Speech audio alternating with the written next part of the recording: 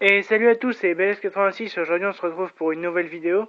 Aujourd'hui, vidéo de deck profile, donc Cosmo, voilà, car j'ai pu participer ce week-end à un Winbox sur Poitiers. Voilà, donc j'ai réussi à gagner le tournoi avec le deck Cosmo, etc.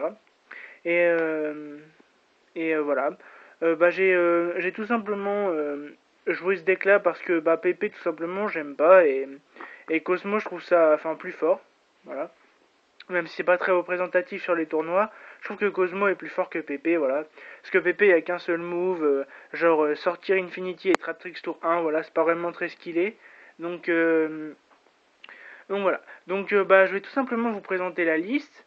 J'ai oublié de vous dire, voilà, si vous aimez le contenu de cette vidéo, n'hésitez pas à vous abonner, etc. Ça me fera plaisir et n'hésitez pas non plus à lâcher un like. Voilà. Donc ma decklist.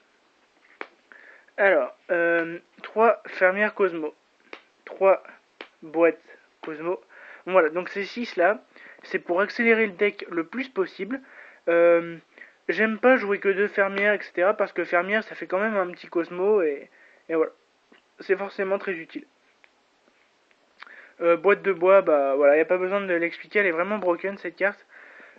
Ensuite, je jouais deux méchantes sorcières, tout simplement pour en miroir, voilà, ça nous permet d'avoir un monstre qui est pas facilement gérable. Puis voilà, je trouve que ses stats sont intéressantes, etc. Donc à jouer à deux. Ensuite, je jouais qu'un épouvantail et une bonne sorcière. L'épouvantail est très fort, c'est vraiment un Cosmo très très puissant dans le format. Et bonne sorcière aussi, mais malheureusement on peut pas les jouer à beaucoup plus d'exemplaires que ça parce qu'ils sont même s'ils sont forts, ils ont des impacts limités dans les games d'aujourd'hui. Ensuite, 3 glisseurs. Voilà, donc glisseur c'est le PTMP, voilà, donc forcément à 3. Ensuite, je jouais un Dogfighter. Dogfighter car en miroir c'est bien, et contre Monarch c'est bien parce que ça nous permet d'encastrer notre Dogfighter sur un gros Monarch pour invoquer Sleep Rider, etc. Ensuite, je jouais un Forerunner. Forerunner qui fait gagner des points de vie mais qui est pas vraiment excellent. Et ensuite, je jouais 3 Destroyers. Destroyer, bah voilà, c'est vraiment un des meilleurs Cosmos monstres du jeu. Et un Eclipseur. Eclipseur que je trouve vraiment intéressant parce que ça nous permet contre Monarch d'annuler ses primes, des choses comme ça. Et ça nous permet aussi d'avoir un Cosmo à 3000 points d'attaque qui est pas ciblable. Donc voilà, c'est vraiment une carte très très forte. 2 Veiler, 2 Maxé et un Ogre. Donc ça c'était le ratio de main trap pour ce tournoi Winnerbox.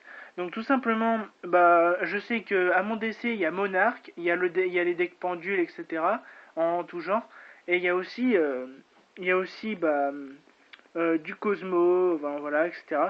Donc je pense que Soundtrap était bien.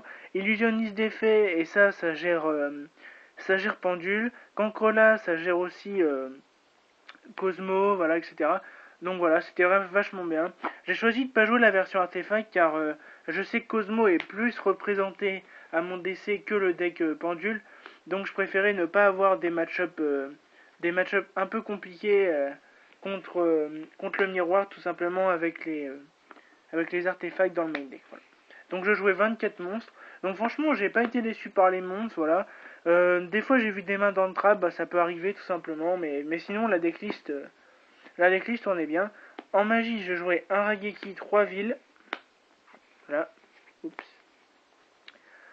Alors Rageki tout simplement dans l'optique d'être agressif, voilà, contre les decks monarques, etc. S'ils ont pas envoyé leur prime au cimetière et qu'ils jouent pas forcément la version avec marche, le Rageki est super fort, ça nous permet de les détruire tout simplement et ensuite on peut mettre OTK et voilà.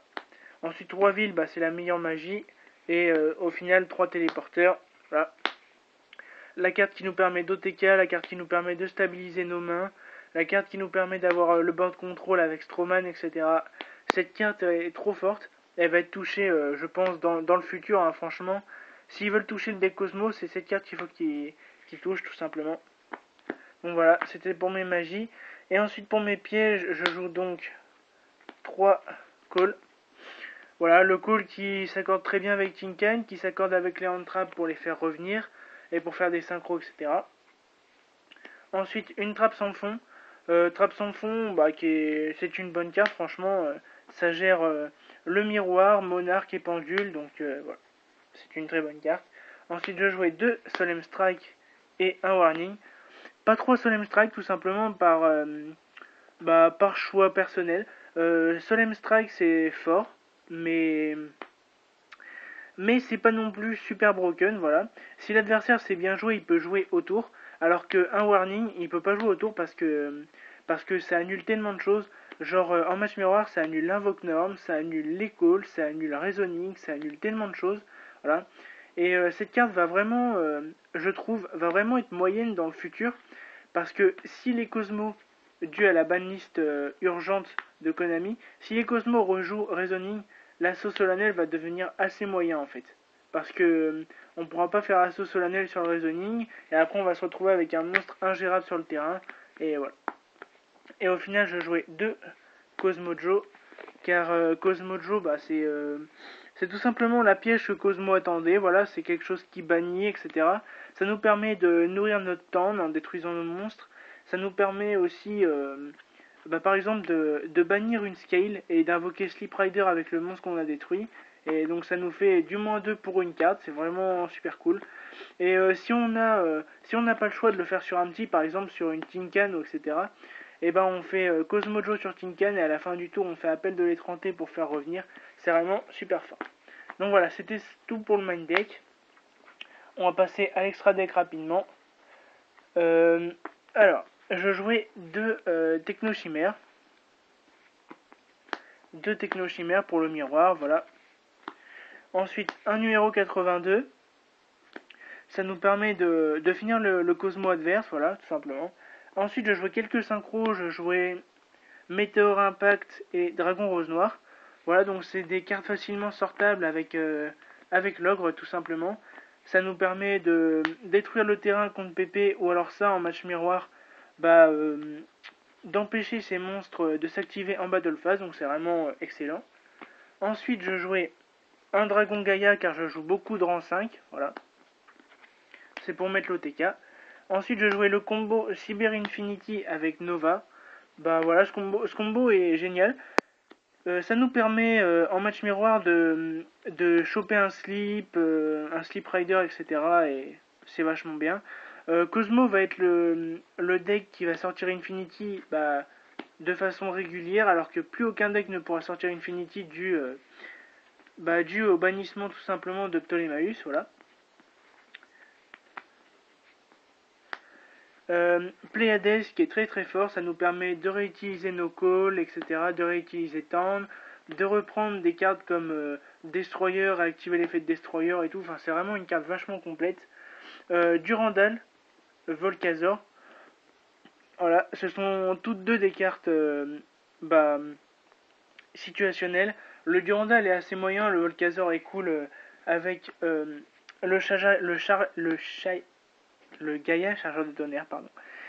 Ensuite, Castel et Dweller pour les rangs 4 trop forts. Voilà, Dweller c'est fort contre Monarch, Burning Abyss, Mermail, Cosmo en miroir si on a Rageki en main, etc. Ça permet de gérer Monarch. Donc, s'il n'a pas déjà son terrain, c'est vachement cool. Enfin voilà, des choses comme ça. Ensuite, je jouais un Traptrix Rafflesia et un Lévière. Donc Rafflesia, c'est quelque chose qu'on voit pas souvent. Moi, comme je jouais bottom main deck, j'ai décidé de jouer Rafflesia. On sait jamais, sur une mauvaise main de départ, on peut passer Rafflesia et voilà. Lévière qui nous permet de reprendre Tinkan et de réutiliser, donc c'est vraiment fort. Et voilà, vous verrez en side que j'ai l'Etam Space, donc ça me permet aussi de rentabiliser le Traptrix Rafflesia.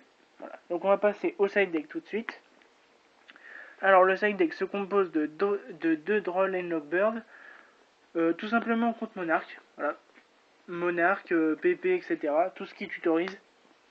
2 Cyberdragon pour le miroir. 2 Majesty pour le miroir. Et 2 Stanford pour le miroir. J'utiliserai toujours ces cartes-là en miroir.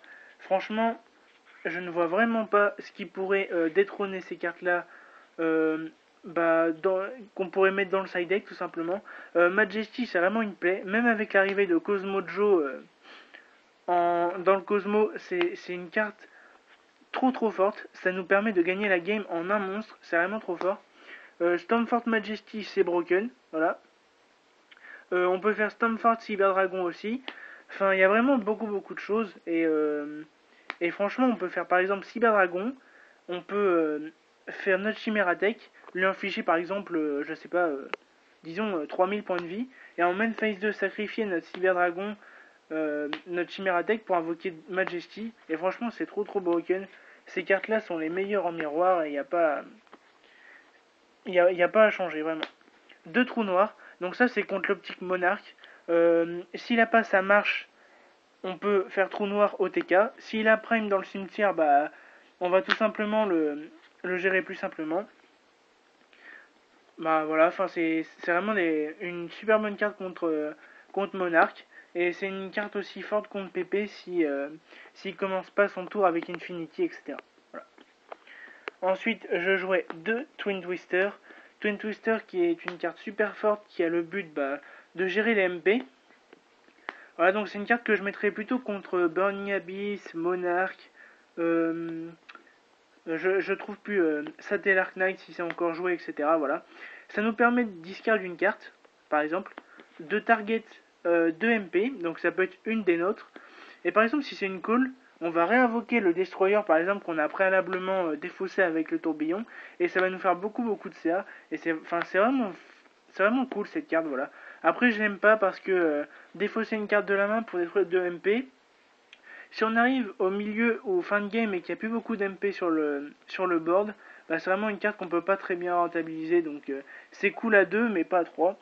Ensuite, 2 parfums, parce que je m'attendais tout simplement à affronter des decks pendules lors de ce tournoi Winnerbox. Et j'ai vu un deck pendule, mais j'ai pas eu le temps de l'avoir, mais j'ai gagné quand même la partie. Et au final, une time space pour tout ce qui est miroir et pour tout ce qui est pendule, voilà, vu que je joue Traptrice Rafflesia. Donc voilà, donc c'était à peu près tout pour cette vidéo. Tout simplement, si vous avez aimé, n'hésitez pas à liker ou à partager ou à vous abonner, etc. Voilà.